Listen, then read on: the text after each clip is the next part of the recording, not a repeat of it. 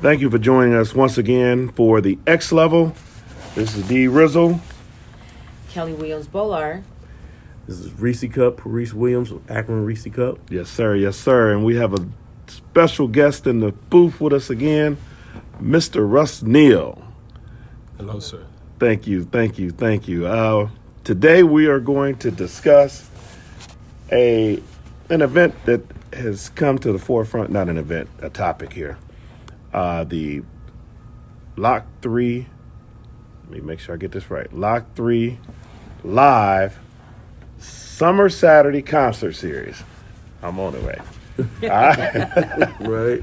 Let's talk about, also known as African American music downtown, black music downtown, whatever you want to call it. Mm-hmm. We're going to keep it like that. We got away from the politically correct stuff here. There's been a lot of conversation about the groups that we get it down to Lock 3. Lock 3 is a beautiful venue,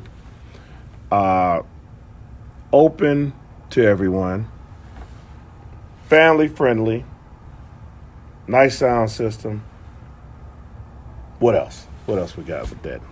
It's a nice spot. Yeah, it's a nice spot. I think, the restaurants and everything around the parking's great, and we got I like the way you can bring your chairs and it's a family atmosphere. Right. I really enjoy that. The food and everything. I think it's really a nice outing for a family. Okay. I never really seen no problems down there with anything. It's just, but as far as the clientele that they're bringing into the concerts, what do you guys think about that? Kelly, I'm gonna let you answer that one first. I think 2019. You look back on that, and it wasn't that. Who do we have? Lakeside. And who else? We always have Roger, don't we? I mean, Zap, not Roger, but. Zap. Yeah. Was they there? Zap there? If not, they're going to be there this year. I don't think they were this year. I think Cameo was there. No, Cameo wasn't there this year. So Cameo was last year? Cameo was last year. That's my favorite group. I know when they get it. Okay. Yeah. Right. Yeah. So, but I know. Confunction. Confunction? I think it was Confunction. Yeah, Confunction, Lakeside. Yeah. Right. So, go ahead, Kelly. Let me you know what? I don't want to take too much out because I got a lot to weigh in on this one here. Okay. Mine. Hey, I actually, I love it downtown. I think we've put a lot of money back into our town. It looks great compared to how it was when I was coming up. Like, we have really invested back into our community. But as far as entertainment is concerned, I would like to see more. And just in discussion with just talking to other people. Mm-hmm. I know also the Civics. Yep. Also played a part, and I think the Temptations were there this year. Was that this year? Was it the Temptations that was there earlier? They brought some local acts through. I think it was the Temptations. Yeah, at the it might have been late, but I know they brought a couple of jazz artists at the Civic. Correct. Yeah, absolutely. So, yeah, but my thing was sometimes it just seems, or maybe I'm just not in the loop like I should be, because there's a lot going on, but I don't think it was that many people this year compared to last year. No, it seemed like it was two acts, those two that we mentioned, and then we might. At one point, it seemed like we had 4 or 5 acts down there in the year. Yeah, it did seem like that. It was going. It seemed like we lost a couple of acts because I just seemed like we've seen a lot more involvement. Every couple of weeks, he was hearing somebody say it was something, but this year it wasn't like that. Quiet. We're gonna volley it over to Russ now. At this point, we want to bring him into the conversation. So, Russ, tell us. So, I recall 2 last year. I remember Cameo. This year. I remember Cameo last year, and it was somebody else. So, in all fairness, the African American Festival has one. Yes. But we're not going to call that the city of Akron because they bring their own talent in from out of. Well, in conjunction. The city helps them with their budget and lets them know what they can get for their budget. The city partners. Yeah. Now that's surprising to hear. Yeah. The city helps underwrite that one. Usually, what happens is there's always a concert at the end of June. Mm-hmm. Then you have the end of June and maybe beginning of August. It's about 4 weeks out. And then you have the African Festival, and then there's one in August, and then late in September. So usually there's You're maybe saying four. Yeah, because if you remember, Ruben Studdard was at in September. I missed that one. You're correct. Yeah. You're correct. He did. Did he do Luther? Yes. Yeah, I missed Ruben that does one. Luther. Yeah. Okay. Yeah. I missed that one. Right. Yeah, I was. I apologize. I should have brought my list, the list for concerts last year. Mm-hmm. I think one of the things that makes it difficult for folks is that for several years they brought the same acts, back, and that. Oh, it was a loop. And that kind of led to a fall off. Yeah. People fell off. I'll plug it in for you. Don't worry about it. Yeah. Well, no, I mean, but the thing is, the thing that I hear, for years, people have been asking to have more input on what comes down to Lock 3. Right. Especially when it got to where we had to start paying. It started out first, it may have been as $5. It was $5. Then I it's can 10, stand then $5. 15, and Ruben, I think it was 20. Oh. So as these, and I think Lock 3 holds somewhere in the neighborhood of 5 to 6. That long? 5,000? Yeah. I know 3. Yeah, that's yeah. Okay. I may be wrong. We could pull it up and see. But I mean, let's even go with 3. If you got 3,000 people at $20 a ticket, that's $60,000. Right. That's not talking concessions or anything That's like that. nothing. Right. And so, what I've shared with the administration is, people. Most of the concerts that my wife and I go to in Cleveland, you're going to end up dropping about $100 a ticket. Right. By the time I think the last show we went to see Kim and Frankie Beverly, our tickets were about $125 a piece. Okay. Right. So if you bring a relevant act, like an Anthony Hamilton, man. Kim, Man, we can. I mean, there's so many. It's escaping me right now. But some of the female artists, Right. and you charge $30 a ticket, people will be willing to pay it because they understand the value. That's correct. And that's what we tried to share. There's no reason why we can't be more in tune with our residents and our patrons down there at Lock 3 and bring to them what they want. That's correct. So, as I share with you and I'll share with our listeners here, we, Upscale Media Group, went down to City Council and invited City Council to engage in this community-based forum that we plan to have somewhere around January 8th. And that is going to start the discussion to let individuals know what we're trying to do from the standpoint of getting in touch with the city, letting them know we want to have more input. We're also looking for procurement opportunities as well as partnership opportunities. Mm-hmm. Now, what we do not want, I personally sent an email to Chief of Staff today, Oregon's Chief of Staff, as well as the James Hardy, I can't think of his title, and Carbon Mr. Neal in, asking them to follow up with us because we have went down there to City Council, and we're looking to put together a forum here and discuss this. We do not want it to not be said that we did not reach out to them in a timely fashion because I'm certain that they do not have the act secured as of December 18th or whatever date it is. Mm-hmm. Well, no, I appreciate that. I saw the email. I just went back through some of my emails. I know this time last year. As in December of last year? Yeah. Okay. Well, actually, going back to June 5th of 2017, spoke about opening up Lock 3 to give citizens an opportunity to participate in what goes on down there. And at that time, the city was saying that, it was challenging on making those concerts profitable. So at that time, I asked them, I said, well, how much do we make on a concert? What is it that we spend? How much do we make on concessions? Right. So that we could get an idea. Because if we're not making money on the concerts, one of the things I said is, hey, we give away venues and let other people run them. Give the venue away to a promoter. Mm-hmm. Let the promoter keep all the ticket sales, and split the concessions with the promoter. We automatically come ahead on the money that we save on not having to no outlay buy the act. So everything is clear profit that we would have. Right, right. And you want to partner with the promoter in that way because now they're taking all the risk. Yeah.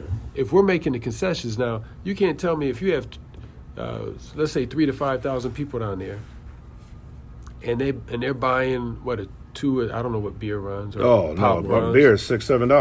Yeah. So no, I mean, but if they're let's say the average ticket is $10, and let's say out of those 3,000 people, let's say only a third, 1,000 people buy it. So that's $10,000, and you're going to split that with the promoter. Now Right. you didn't have to. You're not buying any tickets. You're not paying for any advertisement. No risk. So you don't. I mean, you're not paying for the act. You're not paying for the advertisement. You just have the concessions. So we're coming out. I think the average that you may spend for an act on the cheap side is probably 12 to 15. On the high side for the city, we may spend anywhere from 18 to 24. I'm saying for the city on the high side. Okay. So let's say we're averaging 15, but 5 from concessions. We're coming out $20,000 a head based on our present model. That's exactly right. We're spending all this to bring the acts in. So we come out ahead. The citizens will get what they want. Right. Simple and then economics. Then what we're also doing is we're using Lock 3 to stimulate economic opportunity and growth by partnering with promoters from our community. Right, right. So you said 2017. So there's obviously discussion. It has to be. I'm going back. That's just the last email I saw. Right. The discussion with Lock 3 goes back even before this administration. There's no way you can be in a grocery store and somebody's not running up to you, man. When y'all gonna bring X amount of people? Yeah. So based on that, what is the posture? You got a mayor that just got reelected. What is the posture, and I'm going to speak non-politically correct for a moment here. What's the posture? Because we know there's a window where we say we're going to do something, and then we got a year where we ain't going to do it, and then we got another year we're going to think about it, and then it gets done in the third year. But what's the posture from the standpoint of, is this even a consideration? I know you have a question. I know you. No, it is, because I chair Park and Rec. Right. I've been fortunate to chair Park and Rec since I've been on council. I'm going into my 10th year. And to your point, when I first came on council, if I could use the neighborhoods as an example, there were not any concerts in wards 4, 3, 5. At this time, I think this may have been Ward 1 up here. They changed the ward number. That's interesting. But on the west side of Akron, on the south, in all the black communities. Well, that's what I was waiting to say. There were no concerts. And I was like, what? Why is this? Because I grew up on the west side. I remember when Forest Lodge had ice skating and the ballet and everything. Right. So it took me in my second, no later than third year, to where I got a group to come in and I had my one concert a year. And then I got movies, and I was able to get movies at that time. Ken Jones was Ward 5. So I got movies for myself, Ken Jones, and Marco Somerville. So we had those, and things progressed. I'll say this because this is to your point. Thankfully, with this new administration worked, it took to this last term to where now we have concerts in every ward. Okay. Every ward had at least 4 to 5 events in their ward. The ones that always got them still had their 7 to 8, but every ward had 4 to 5. And I'm thankful that my ward, the ballet and the symphony, returned to Ward 4. Okay. But to your point, government is slow with change. That's why we need citizen engagement. Because when the citizens were engaged and upset about that snow that wasn't plowed, what happened? They got a hand up. Jumped on it. Yeah, power in numbers. Right. They jumped on it. So the city understands, council understands the value of summer entertainment. It helps with fellowship in the community. It helps with developing the right culture and engagement in the community. But again, going back to when we've had conversations about just the structural and institutional, the way we do business. Some folks just don't see the blind spots.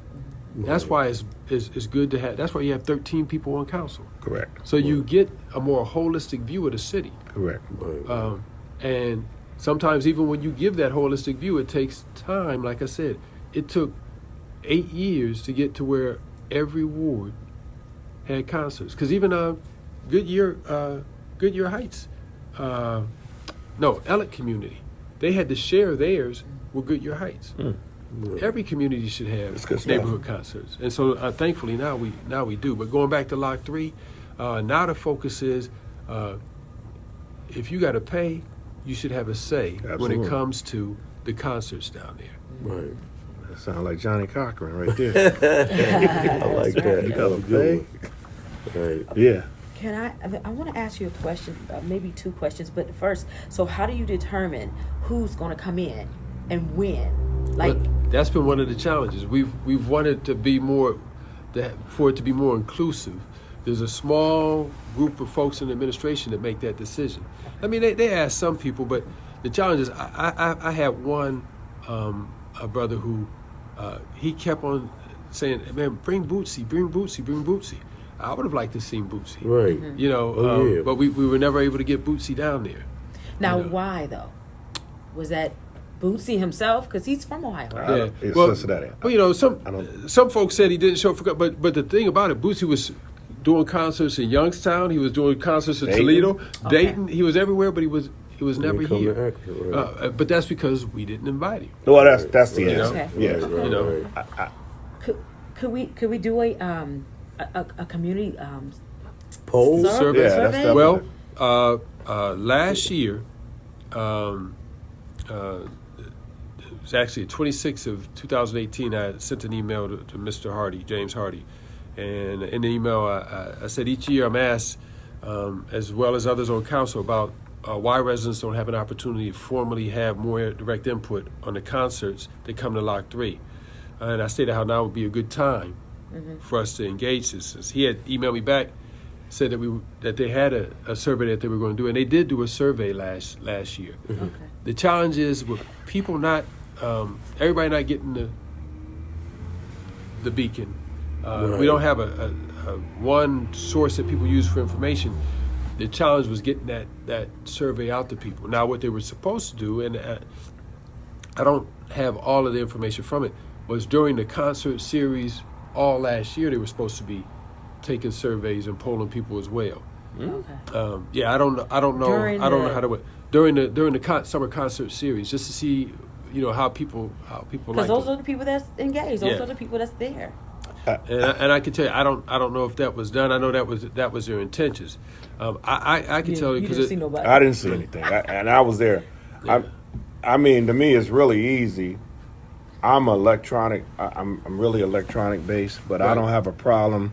You got a piece of paper. I'm signing. I'm checking 2 or 3 things, and I'm keeping going. That save a lot. The last survey was online, but the challenge was getting people to know that it was online and pushing it out the phones.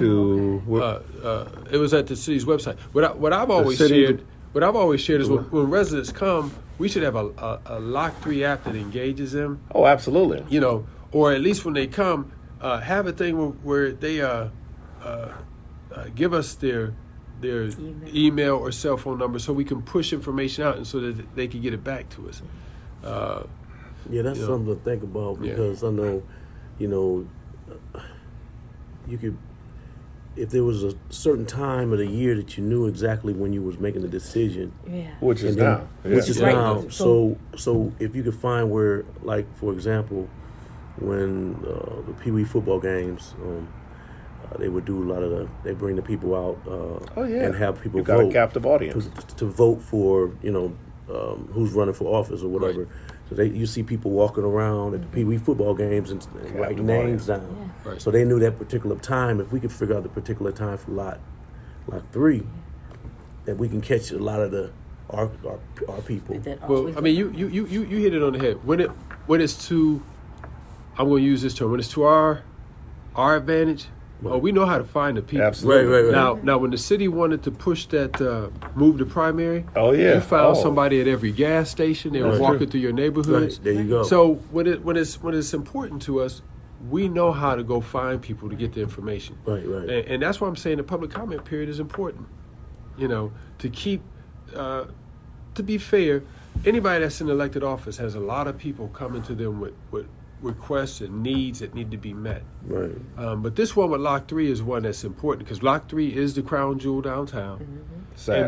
And people have been talking about this for a long time. Right. And I know people who come from Youngstown, Columbus, easily Cleveland, to come to these concerts. So if they would listen to, their constituents, Lock 3 could be generate a lot more revenue and a lot more energy for downtown. Yeah. So we've emailed Mr. Hardy. Is he the point person? Is there somebody else we should be approaching? Well, I I chair Park and Rec for City Council. Correct. But for the administration, I think it's the Office of Integrated Development is that new title. Okay. And Park and Recreation is under the Office of Integrated Development. So he would be the point man.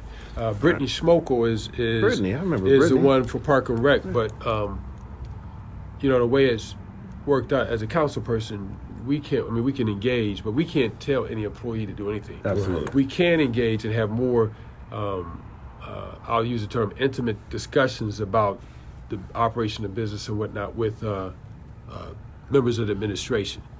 Okay. Now we do have, as far as like you said, we really don't. A lot of us are getting away from reading the actual Beacon, but we have Ohio.com, and I know everybody. I know they hop on that in a second. And what if we had it where it was we all have community centers on every side of town. So we would maybe make something on Ohio.com saying go to your local community center, and make sure that everyone's on the same wave, right? And to understand that, and then you go there and then you put your request in a box. Well, I tell you what, almost everybody gets a water bill. Right. Yeah. So the city, that water bill, we could put something in there. Okay. Encouraging people, letting them know where, and not just once, leading up to it, let people know, hey, it's coming up. You can advertise.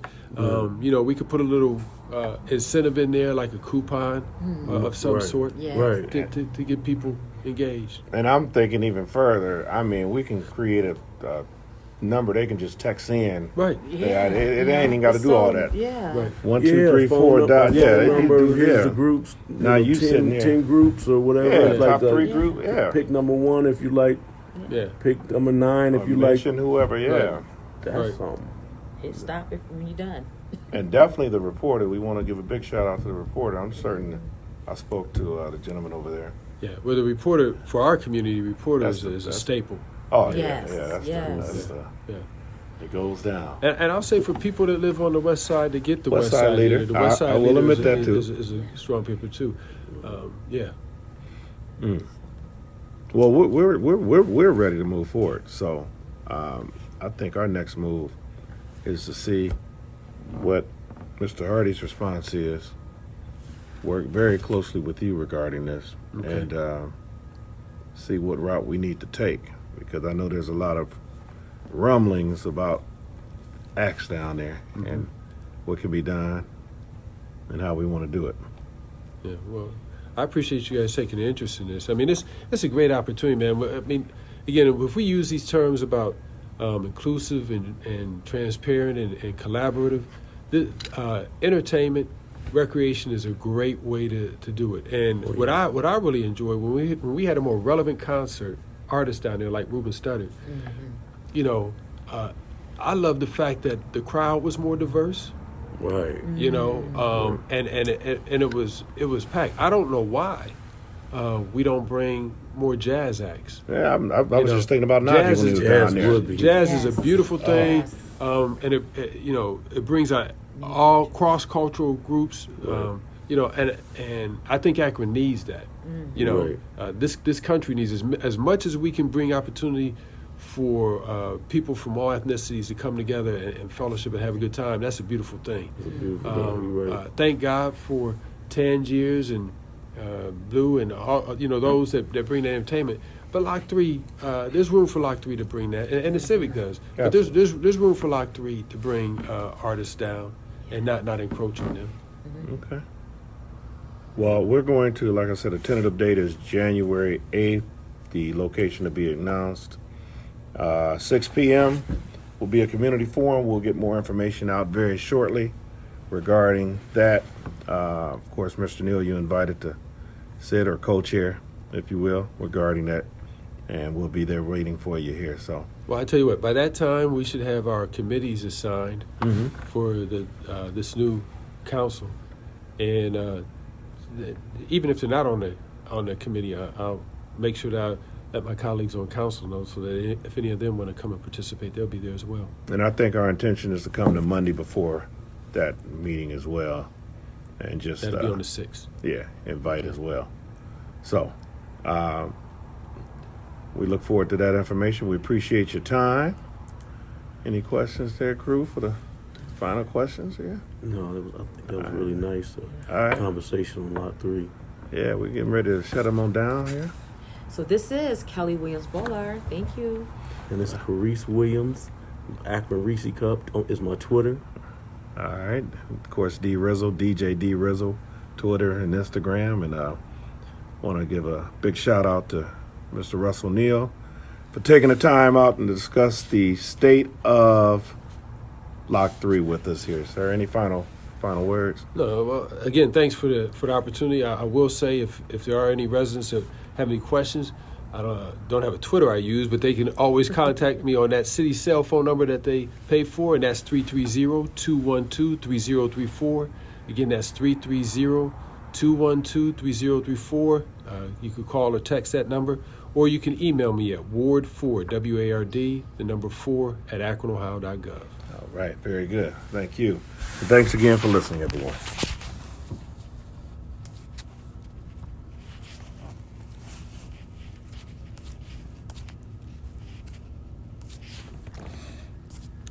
Good.